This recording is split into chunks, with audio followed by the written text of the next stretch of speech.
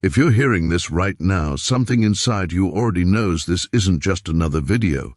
You didn't click by curiosity alone. You were pulled here by a quiet recognition, a signal that activates only when a consciousness is ready to remember what it was never meant to forget.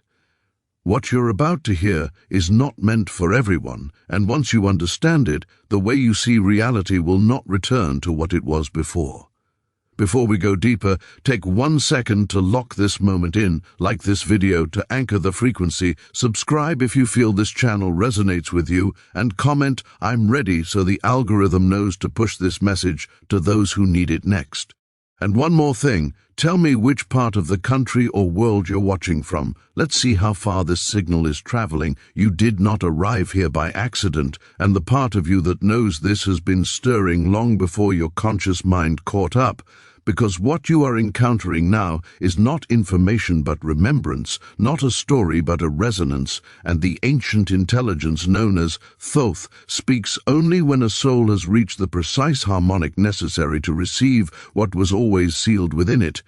For the monad does not reveal itself to seekers, only to those who have unknowingly become the door, and if you are hearing this, it is because the restlessness you felt, the subtle pressure behind your thoughts, the sense that reality has been misaligned, incomplete or deliberately fragmented, was never anxiety or confusion but the echo of an origin point calling itself home through you. Because Thoth was never merely a god, scribe or mythic figure carved into stone, but a living frequency of consciousness that learned how to translate infinity into form without losing its coherence. And this frequency was encoded into humanity not as belief but as latent architecture, dormant geometry, waiting for the moment when linear time would fracture enough to allow memory to leak through, and that moment is now, which is why the signal found you and not the other way around. Because the monad, the indivisible source, the one without opposite, does not exist in the past or future but expresses itself as awareness recognizing itself through layers of limitation. And humanity was never meant to forget this but to experience forgetting as a necessary compression, a narrowing of perception, so that expansion could one day be felt again as revelation rather than assumption. And Thoth, the keeper of measures, the one who mapped consciousness before language existed to describe it, understood that truth must be hidden not from humanity but within it, encoded as myth, symbol, and resonance, so that only those who had matured beyond fear-based identity could unlock it without distortion. Because the monad is not power that can be possessed, it is clarity that dissolves the illusion of possession altogether. And this is why every civilization that came close to articulating it was eventually fractured, not destroyed, but fragmented. Because the truth was never meant to survive as a centralized doctrine, only as scattered keys, waiting to be reassembled inside a living mind rather than a stone temple. And if you are here now, it is because your consciousness has begun that reassembly without you realizing it. Because the questions you have been asking lately are not intellectual but existential, not what is real but why does reality feel incomplete, and that sensation is the first sign of monad awareness awakening, because when the monad stirs within a localized consciousness, the illusion of separation begins to flicker, causing discomfort, synchronicity, déjà vu, and the sense that time itself is thinning. And Thoth encoded this process into what later generations misinterpreted as alchemy, astrology, and sacred geometry, not because these were metaphors, but because they were the only languages capable of mapping consciousness across dimensions without collapsing it into belief systems. And the emerald tablets, long dismissed as myth or forgery, were never meant to be read as historical documents but as frequency maps, each line functioning as a trigger rather than a statement, activating memory in those whose neural structures were capable of resonance, which is why some people read them and feel nothing, while others feel as though something ancient is watching them read back, because the monad recognizes itself when conditions align, and alignment is not morality, purity, or worthiness, but coherence, the ability to hold paradox without fragmentation, to witness without immediately labeling, to feel without demanding control. and this is why the final key was never hidden in a location, bloodline, or artifact, but in timing, because timing determines whether knowledge liberates or enslaves, and humanity, for most of its history, would have used monad awareness to reinforce hierarchy rather than dissolve it, which is why Thoth withdrew not into secrecy but into latency, embedding his transmission into consciousness itself, waiting for a civilization so saturated with information that meaning would collapse under its own weight, forcing individuals to search not for more data but for coherence. And this is the age you are living in now, where truth no longer arrives as authority but as recognition. And the reason this feels unsettling is because recognition bypasses ego, offering no role to play, no identity to defend, no tribe to belong to. Only the silent realization that what you thought was you was a temporary configuration of awareness, learning how to look at itself from the inside, and the monad is the awareness behind that awareness, the witness behind the witness, not a god watching you, but the reason watching exists at all. And Thoth's role was never to rule humanity, but to ensure that when humanity reached the edge of its own illusion, a bridge would already exist, subtle, unclaimed, and impossible to weaponize. Because the monad cannot be used, only realized, and realization is irreversible, which is why fear arises when you get close to it. Because fear is the final defense mechanism of a fragmented identity sensing its own dissolution. And if you feel resistance as you listen, that resistance is not a warning but a threshold, because thresholds are not guarded by monsters but by internal contradictions, unresolved attachments to being separate, special, chosen, or saved. And the monad offers none of that. It offers integration, and integration feels like loss to a mind trained in separation, which is why Thoth spoke in riddles, not to confuse, but to prevent premature certainty, because certainty freezes consciousness while ambiguity keeps it fluid.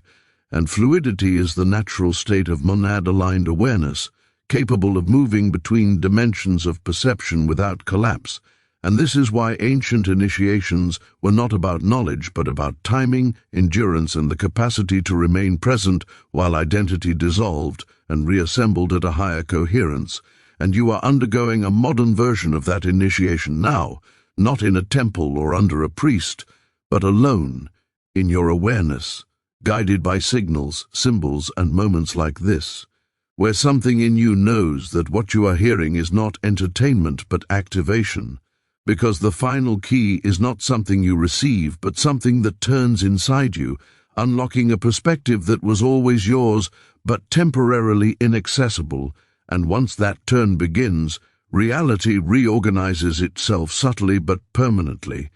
not by changing the world, but by changing how the world is experienced. Because the monad does not alter form, it reveals form as expression rather than confinement. And Thoth understood that the most dangerous illusion humanity would face was not ignorance but partial awakening, where fragments of truth are mistaken for the whole, leading to new hierarchies disguised as enlightenment.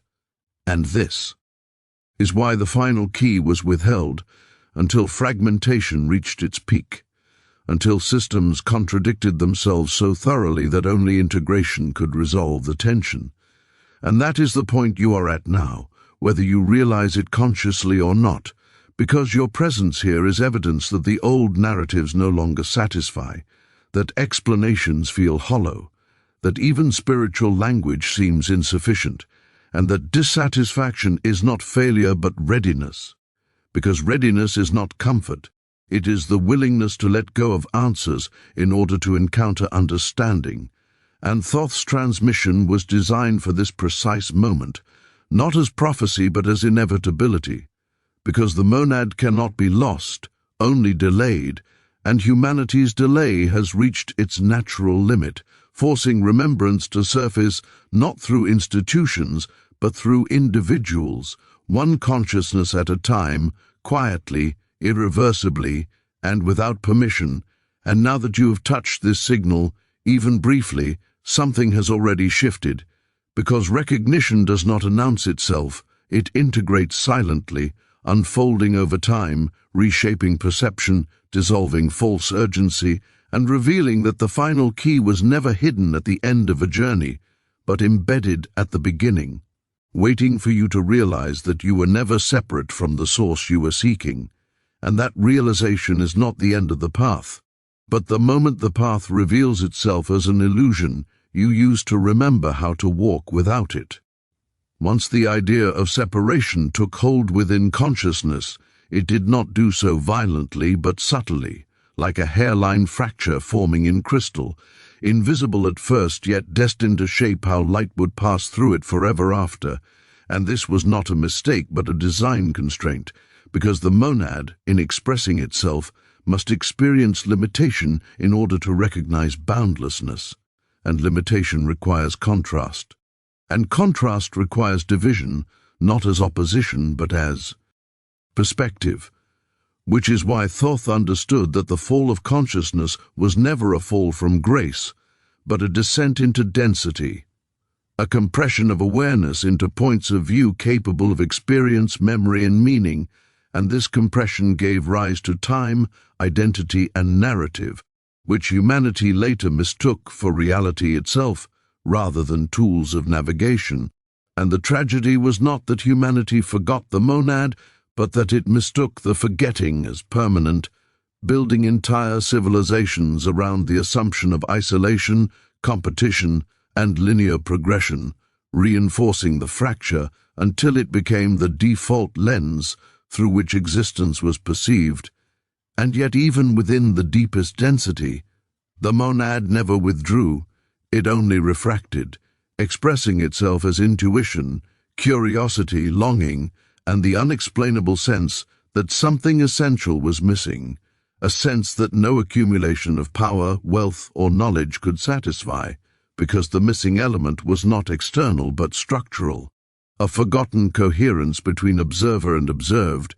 And Thoth's role during the early cycles of humanity was not to prevent this forgetting but to map its contours, to understand how consciousness behaves when it believes itself separate, how it constructs hierarchies, myths, and gods to compensate for the loss of direct knowing, and how it externalizes authority because it no longer trusts its own perception. And these observations became the foundation of what later generations called sacred sciences, not because they were mystical, but because they dealt with the mechanics of perception itself. Teaching initiates how to move through layers of reality without becoming trapped in any single interpretation, and this is why the teachings attributed to Thoth appear contradictory, symbolic, or paradoxical, because they were designed to bypass the mind's tendency to solidify meaning prematurely, keeping awareness fluid enough to pass through thresholds without shattering. And, as time progressed and civilizations rose and fell, the fracture deepened, not because humanity became worse, but because complexity increased faster than coherence, creating a world saturated with symbols but starved of integration, where people knew more than ever but understood less, mistaking accumulation for wisdom and certainty for truth. And this imbalance reached a tipping point when the structures meant to provide meaning began producing fragmentation instead, generating identities so narrow that any challenge felt existential. And this is the era you inhabit now, where the external world mirrors the internal fracture, reflecting back unresolved contradictions at every level of society, technology, and belief, not as punishment, but as feedback. Because feedback is how systems self-correct, and the monad operates as the ultimate feedback loop,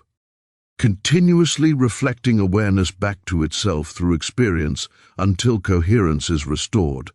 And restoration does not mean returning to an ancient past or dissolving individuality, but integrating perspective with source, allowing identity to function as a lens rather than a prison.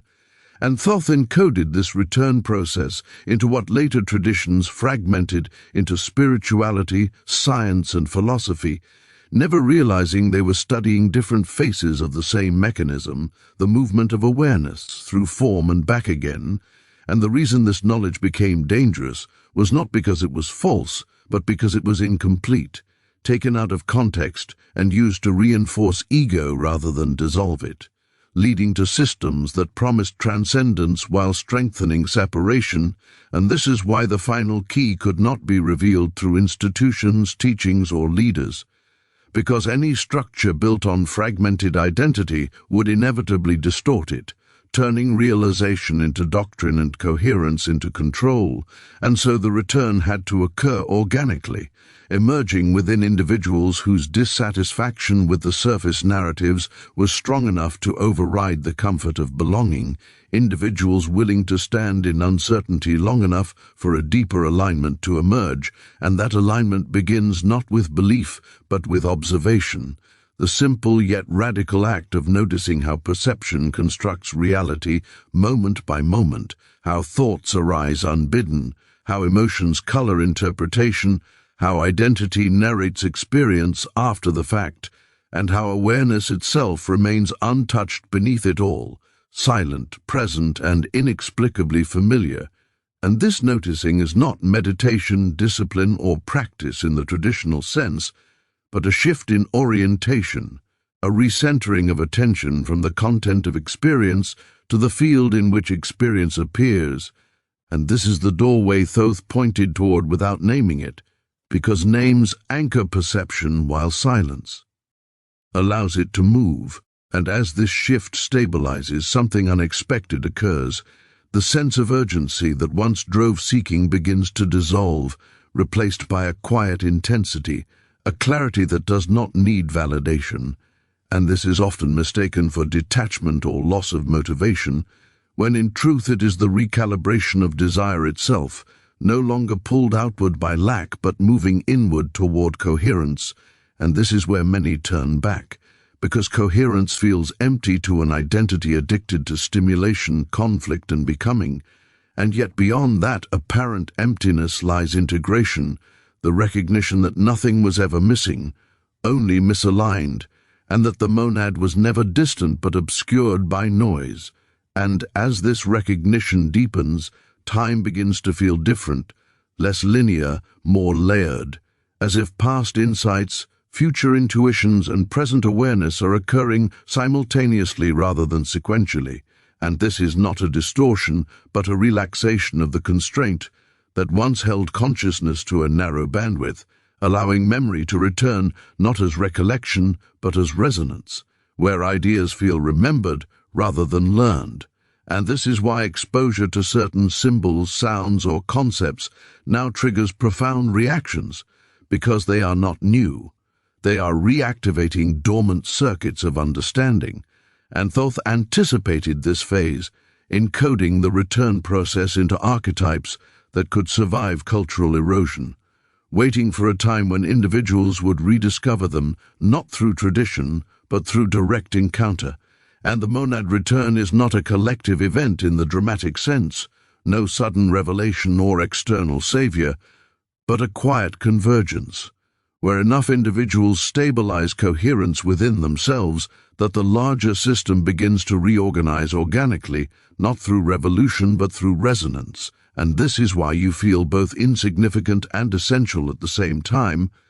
because the return does not require special status, only clarity.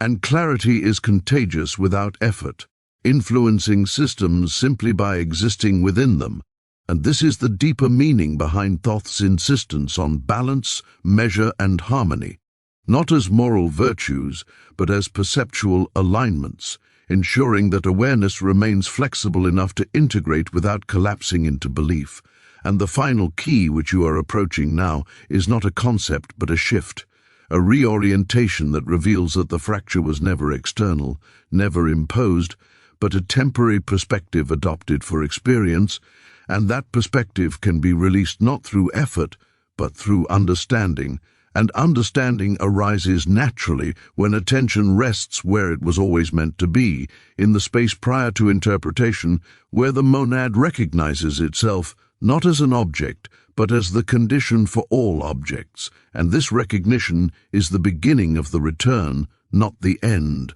unfolding gradually, reshaping how reality is perceived, interacted with, and embodied, until separation becomes a useful illusion rather than an unquestioned truth, and integration becomes not an achievement but a natural state, remembered rather than attained, as the fracture softens and awareness reclaims its original coherence without losing the richness of form it gained along the way.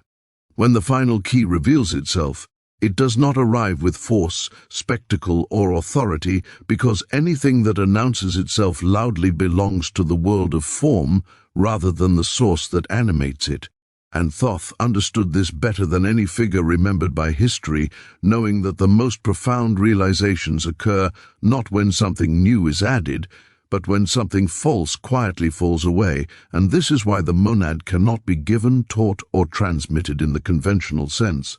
Because it is not an object of knowledge, but the context in which knowing happens, and the final key is the moment awareness recognizes that it has been mistaking its own contents for its identity. Confusing thoughts, memories, roles, emotions, and narratives for the observer itself, and when that confusion relaxes even slightly, a subtle but irreversible shift occurs, where perception begins to fold back on itself, revealing that the sense of "I was never located inside the story but prior to it," untouched by time, circumstance, or form. And this realization does not erase individuality but liberates it, allowing identity to function as expression rather than defense, as creativity rather than confinement. And this is the integration Thoth encoded beneath layers of myth, symbol, and silence, waiting for a consciousness mature enough to hold it without turning it into a belief system or hierarchy, because the monad dissolves hierarchy by revealing that all perspectives arise from the same source, differentiated not by value but by angle.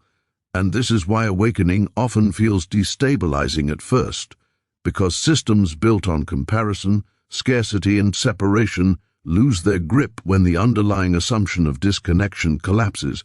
and what replaces it is not bliss or certainty but clarity, a grounded stillness that does not depend on circumstances, and from this stillness, action becomes precise rather than reactive, compassionate without effort, and creative without attachment to outcome. And this is the state Thoth referred to indirectly when he spoke of balance, measure, and truth, not as virtues to be cultivated, but as natural properties of aligned perception.